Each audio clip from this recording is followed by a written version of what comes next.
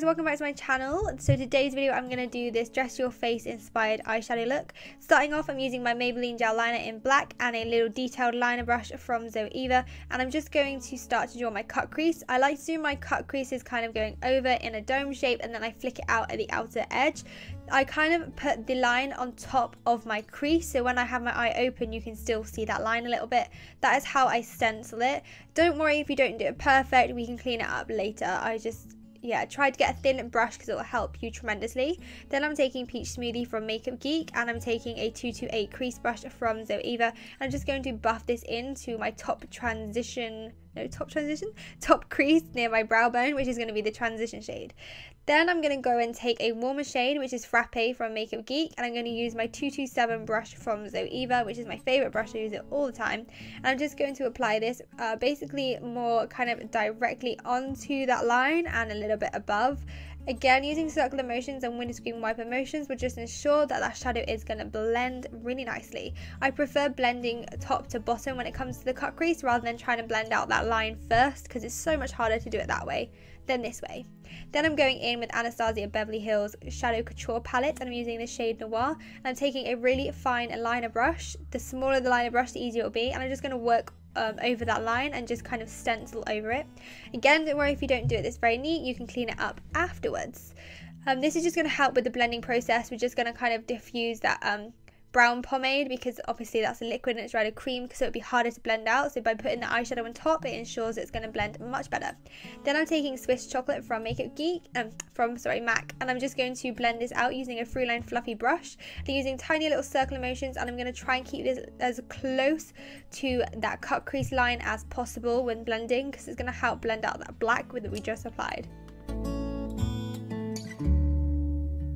Then taking Frappe on my brush again, I'm just going to make sure that those colours are all blended nicely together and you're not going to get any harsh lines. Then after that, I'm going to take a big fluffy brush and I'm just going to go over the whole of the eyeshadow just to ensure that you're not going to see a start-stop with makeup. I think with makeup, I think Mario said this actually, Kim Kardashian's makeup artist said you should never be able to see a start to finish with makeup. I know we're doing a cut crease, so that's kind of a stop, but when it comes to blending, you should never see like a start-stop situation with the eyeshadow. It should all just blend seamlessly together.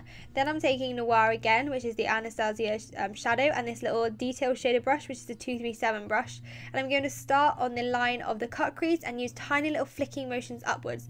The tiniest of products really works. You don't need to put loads and loads of black on, you can always build it up, but yeah, the smallest amount, and you just flick upwards into the crease, so it starts from black to the Swiss Chocolate to the Frappe and then to the Peach Smoothie. And you can blend out that inner corner line. It's just personal preference. I prefer that line to be there, but again, if you don't want to, you can just blend that one out. Then I'm going in with this shade from the Too Faced Chocolate Bar palette. Any gold will do, and I'm just going to pat this on and sweep this on to ensure impact of colour is on point, because golds can be pretty tricky to kind of get that sheen and shine. So I like to pat and then swipe, and it just makes sure that you keep that shine to the gold. Then after that, I'm taking my Artist of Makeup Extreme Art Liner pen in black, and I'm going to do my wing liner. So I draw a line out to go underneath that cut crease line, and then I bring it in as if I was going to do a normal wing liner. So instead of leaving it there, I then take my brush. You see my second crease line in my eye? I kind of try and draw like a dot to dot to that line. So this is an extension of that second wrinkle that I've got on my eyelid. That is where I'm going to draw this second line. So I'm going to go up and I'm going to make a little curve bit around, and that's just going to join up with that second line. That is the easiest way to do this kind of winged liner cut crease. It's just so much easier to do this if you just follow the natural creases of your eye. If you don't have any, obviously it'll be so much easier for you to just do one, but I have some wrinkles going on, so I just need to use them to my advantage and use it as kind of like a template and a stencil to kind of connect them to. Then after I've drawn that, I'm going to go across my eye making a liner. I just think it looks so much neater when you have like a liner across your eye. It makes the eye look bigger as well, and cut creases can make the eye look small, so this is another great tip to open up your eye. Then I'm taking Noir again, and I'm going to take it on like a little crease brush. So this is from Makeup Addiction, and I'm just going to blend out that where we put the liner. I'm just going to blend it out into the gold eyeshadow, so it just has that nice gradient effect. And again, you can go in with the eyeliner if you feel like you need to adjust anything. I wanted my line there a little bit longer.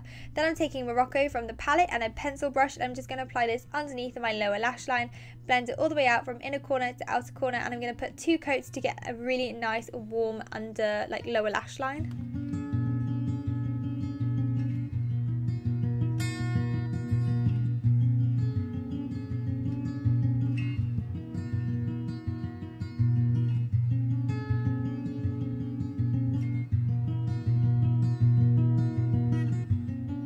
I'm taking my Maybelline gel liner again, and I'm taking the same liner brush. I'm just going to apply this in my waterline, and I'm going to tight line? I don't know, I'm just going to put it on my waterline at the top and bottom and right to the inner corner to outer corner. Then I'm taking the same little detailer brush and same shade in Noir, and I'm just going to apply this on my lashes, like on the bottom, so my lower lash line, and blend this out down to Morocco so you get that seamless gradient effect from dark to light. To finish off this look, I always like to put like an inner corner liner, so like an inner corner point, and this can be as thin as thick as you like. I like mine to be pretty thin because I think the thicker you go, the more theatrical it looks, but it's totally up to you. And then I'm just going to apply some lashes. These are the Huda Beauty lashes in the style Sophia, and they're one of my favorites. I'm also using her glue, which is waterproof, and honestly is the best glue ever. Nothing will come off with that glue. You got to be careful because it is that strong. And then I'm just going to coat my bottom lashes with mascara, and that's it. Voila, we are done. This is my take on the Dress Your Face double cut crease. I hope you have enjoyed this video. Don't forget to give it a thumbs up if you liked it, and subscribe if you aren't already. And until next time guys, I'll see you soon. Bye.